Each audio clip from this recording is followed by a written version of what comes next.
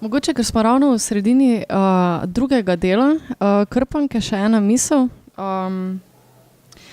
Če smo v prvem delu si odgovorili na to, kaj je dovolj vredno, da je to treba vzeti s seboj v jutrišnji dan, se mi zdi, da ta del ponuja odgovor na to, kako se pripraviti, ko si na tem razpotju med včeraj in jutri.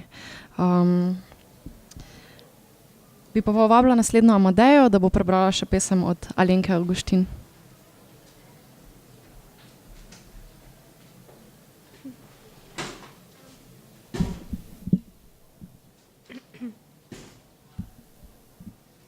Preplet časa. Stojim na prepadu vzponov in padcev. Otrplo ogledujem si podobo v ogledalu. Kdo si? Zakaj si? A sploh si? Pamet mi prigovarja, da sem mlada. Vem, da sem mlada. A občutek me navdaja.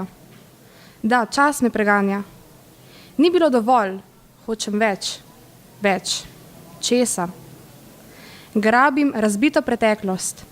Stekleni koščki režejo notranjost. A tiha motivacija se oglaša. Daleč na dnu prepada. Segam po njej. Dan za dnem sem bližje. Vem, da je smisel. Mora obstajati. Ugotavljam, kdo je podoba v ogledalu in strumno stopam na pot prihodnosti, novih priložnosti, ujemanja trenutkov edinstvenosti.